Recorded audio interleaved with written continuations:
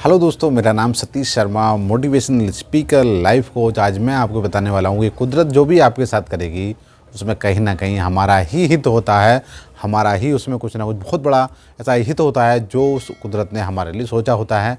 लेकिन क्षणिक मात्र के लिए हमें ऐसा लगता है कि हमारे साथ बहुत गलत हो गया, और जब उसके बाद में रिजल्ट आते हैं तब हमें एहसास होता है कि हाँ, ये हमारे लिए बहुत अच्छा रहा है। आज मैं आपको बताने वाला हूँ टाइटैनिक की ऐसी कहानी, जो एक क्लार्क नाम का व्यक्ति था जिसने उसे बहुत बड़ा उत्साहित था। वो पहली यात्रा के लिए टाइटैनिक की, उसने स्कॉटिश फार्मर था। उसने जो कुछ जमा पूंजी अपने जीवन में जमा की थी, उसने टिकट बुक करा दी, जिसके वो 3 बच्चे और 5 लोगों ने टिकट बुक करा दी। और उसको इंतज़ार था 10 अप्रैल का। वो टाइटैनिक की यात्रा करने के लिए वो और उसका परिवार बड़ा उत्साहित था।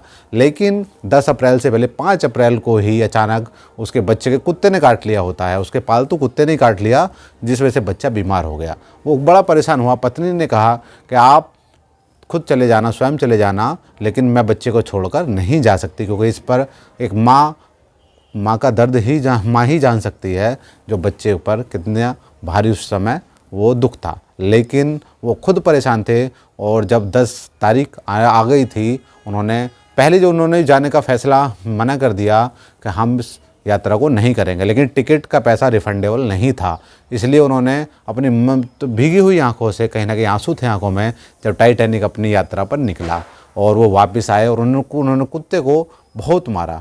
लेकिन 5 दिन बाद 15 तारीख को जब टाइटैनिक डूबने की खबर क्लार्क को मिली, तो उन्होंने अपने कुत्ते से बड़ा प्यार किया।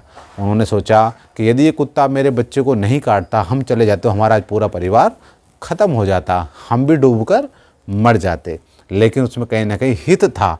इसलिए जो लोग मानकर बैठे हैं कि हमारे जीवन में परेशानी आ गई है, मैं ये कार्य नहीं कर सकता हूँ, मैं पढ़ नहीं सकता हूँ, मैं अपना बिजनेस नहीं कर सकता हूँ, या फिर मैं पैसा नहीं कमा सकता हूँ जिससे मेरा परिवार खुशी से नहीं रह सकता है, तो उसमें कहीं ना कहीं जो भी आपको विपत्ति दी है, चाहे वो विपत्ति आपके परिवार से आई है, चाहे वो विपत्ति खुद कुदरत ने आपको ऐसी दी है, लेकिन उसमें कहीं ना कहीं, क्योंकि वो कुदरती परीक्षा उसी की व्यक्ति की लेती है जो व्यक्ति उस परीक्षा को पास कर सकता है। सभी व्यक्तियों की परीक्षाएं कभी नहीं होती हैं, कुछ चुनिंदा लोगों को ही ऊपर वाला चुनता है कि हाँ, ये इस परीक्षा को पास कर सकता है, और इसके रिटर्न में इतना बड़ा मिलेगा कि जीवन भर ये आराम से बैठकर खाएगा।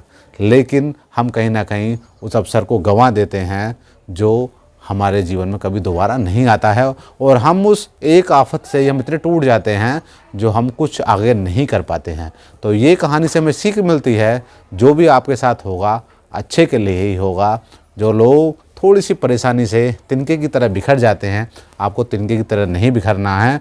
आपके सामने यदि परेशानी आई हैं तो आपको और हिम्मत के साथ में, मजबूती के साथ में खड़ा होना है, और प्रॉब्लम को फेस करनी है, और फेस करने डट कर उसका सामना करना है, और उसके बाद में अपने आप को मजबूती से आपको और स्वयं को प्रस्तुत करना है। यदि आप टूट गए तो आप कहीं ना कहीं जीवन में कुछ नहीं कर पाएंगे, और यदि आपने परिस्थितियों के विपरीत जाना शुरू कर दिया, अपने आप को ढालकर मजबूत खड़ा शुरू करना कर दिया, तो आपसे बड़ा कोई योद्धा नहीं हो सकता।